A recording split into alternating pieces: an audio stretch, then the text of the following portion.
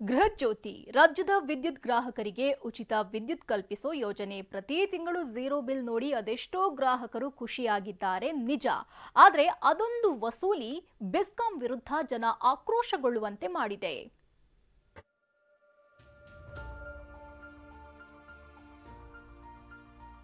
ಅವ್ರು ಕೊಡೋದಕ್ಕೆ ನಮ್ಮ ಮೇಲೆ ತಿರ್ಗಾ ಹಾಕಿದ್ರೆ ಏನು ಉಳಿಬೇಕು ಅಂತಾನೆ, ಜನ ಸಾಯ್ಬೇಕು ಅಂತಾನೆ. ನಮ್ಮ ಸಾರ್ವಜನಿಕರ ಹಣದಿಂದ ಅವರು KPTCLನವರಿಗೆ ಪಿಂಚಣಿ ಕೊಡುವಂಥದ್ದು ಏನಿದೆ ಸರ್? ಅಲ್ಲ ರೀ, ನಾವು ದುಡಿದು ಕಟ್ಟಿದ್ದೇನೆ, ಅವ್ರ ಸಂಬಳಕ್ಕೆ ನಾವು ಯಾಕ್ರಿ ದುಡ್ಡು ಕಟ್ಟಬೇಕು? ಆ ಶುಲ್ಕ ನಾವು ಹೊರಬೇಕಾಗಿಲ್ಲ, ಏನಿದ್ರು ಅದು ಸರ್ಕಾರಿ ನೌಕರರು ಕೊಡಬೇಕಾಗಿತ್ತು. ನಮ್ಮ ದುಡ್ಡಲ್ಲಿ ನಮಗೆ ಯಾಕೆ ಹೊಡಿತಾವ್ರೆ ಇವರು?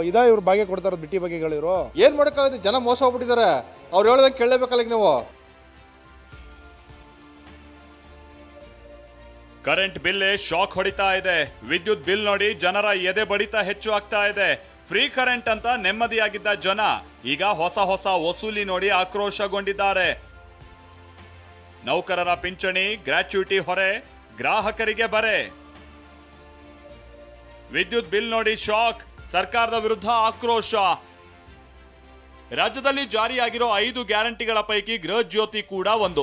ಈ ಯೋಜನೆ ಮೂಲಕ ರಾಜ್ಯದ ಎಲ್ಲ ಗ್ರಾಹಕರಿಗೆ ಅವರ ಸರಾಸರಿ ಆಧಾರದಲ್ಲಿ 200 ಯೂನಿಟ್ ವರೆಗೂ ಉಚಿತ ವಿದ್ಯುತ್ ಅನ್ನ ನೀಡಲಾಗ್ತಾ ಇದೆ. ಇದರಿಂದ ಜನ ಖುಷಿಯಾಗಿದ್ದಾರೆ ನಿಜ. ಆದ್ರೆ ವಿದ್ಯುತ್ ಕಂಪನಿಯಲ್ಲಿರೋ ನೌಕರರ ಪಿಂಚಣಿ, ಗ್ರಾಚ್ಯುಟಿಗೆ ಹಣ ಹೊಂದಿಸೋದಕ್ಕೆ ಗ್ರಾಹಕರಿಗೆ ಬರೆ ಹಾಕಲಾಗಿದೆ. ನೌಕರರ ಪಿಂಚಣಿ ಮತ್ತು ಗ್ರಾಚ್ಯುಟಿಗೆ ಹಣ ಸಂಗ್ರಹ ಮಾಡಲಾಗ್ತಾ ಇದೆ. ಅಷ್ಟಕ್ಕೂ ಸರ್ಕಾರದಿಂದಲೇ ಪಿಂಚಣಿಗೆ ಹಣ ಕೊಡಬೇಕಿತ್ತು. ಆದ್ರೆ ವಿದ್ಯುತ್ ಗ್ರಾಹಕರಿಂದ ಹಣ ವಸೂಲಿ ಮಾಡಲಾಗ್ತಾ ಇದೆ.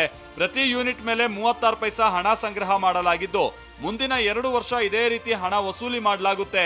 ಈ ಹಣ ವಸೂಲಿಗೆ ವಿದ್ಯುತ್ ಶಕ್ತಿ ನಿಯಂತ್ರಣ ಆಯೋಗ ಕೂಡ ಅಸ್ತು ಅಂದಿದೆ. ಬೆಂಗಳೂರಿನ ಜನ ಇದ್ಯಾವುದು ಫ್ರೀ ರೀ ಅಂತ ಗರಂ ಆಗಿದ್ದಾರೆ. ಖಂಡಿತವಾಗಿಯೂ ತಪ್ಪಿದು. ಸರ್ಕಾರ ಎಲ್ಲ ಅದಕ್ಕೂ ಜನಗಳನ್ನೇ ಹೊಣೆ ಮಾಡ್ತಾ ಇದೆ, ಜನಗಳನ್ನೇ ವಸೂಲು ಮಾಡೋವಂಥ ಕೆಲಸ ಮಾಡ್ತಾ ಇದೆ. ಜನಗಳು ಬರೀ ವಸೂಲಿಗೋಸ್ಕರ ಇರೋರ, ಅವ್ರ ಸರ್ಕಾರದಿಂದ ಸೌಕರ್ಯ ಪಡೆಯೋಕೆ ಅರ್ಹತೆ ಇಲ್ವಾ, ಅಧಿಕಾರ ಇಲ್ವಾ? ಮೊದಲು ಅವರು ಸರ್ಕಾರ ಅದ್ರ ಬಗ್ಗೆ ಯೋಚನೆ ಮಾಡಬೇಕು. ಜನಕ್ಕೆ ಇದು ಹೊರೆ ಅಲ್ವಾ? ಅಲ್ಲ ರೀ, ನಾವು ದುಡಿದು ಕಟ್ಟಿದ್ದೇನೆ, ಅವ್ರ ಸಂಬಳಕ್ಕೆ ನಾವು ಯಾಕ್ರಿ ದುಡ್ಡು ಕಟ್ಟಬೇಕು?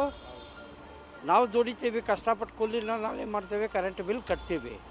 ಅವ್ರು ಕೊಡೋದು ಗ್ರಾಚ್ಯುಟಿ, PF ದುಡ್ಡಿಗೆ, ಇದಕ್ಕೆಲ್ಲ ನಮ್ಮಿಂದ ಏನಕ್ಕೆ ಇವ್ರು ಕಲೆಕ್ಟ್ ಮಾಡಬೇಕು?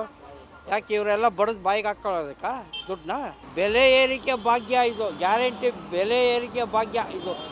ಗ್ಯಾರಂಟಿ ಅಂತ ಫ್ರೀ ಕೊಟ್ಟು ಎಲ್ಲ ನಮ್ಮ ಮೇಲೆ ಆಗ್ತಾ ಇದ್ದಾರೆ.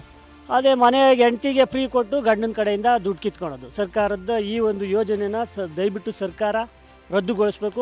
ವಿದ್ಯುತ್ ಫ್ರೀ ಅಂತ ಜನ ನೆಮ್ಮದಿಯಾಗಿದ್ರು. ಆದ್ರೆ ಹೊಸ ವಸೂಲಿಯಿಂದ ಬಿಲ್ ಮೊತ್ತ ಹೆಚ್ಚಾಗ್ತಾ ಇದ್ದು ಜನರ ಆಕ್ರೋಶಕ್ಕೆ ಕಾರಣ ಆಗಿದೆ. ಮಂಡ್ಯದಿಂದ ದಿಲೀಪ್, ಚಿತ್ರದುರ್ಗದಿಂದ ಬಸವರಾಜ್ ಜೊತೆ ಲಕ್ಷ್ಮೀ ನರಸಿಂಹ, TV9 ಬೆಂಗಳೂರು.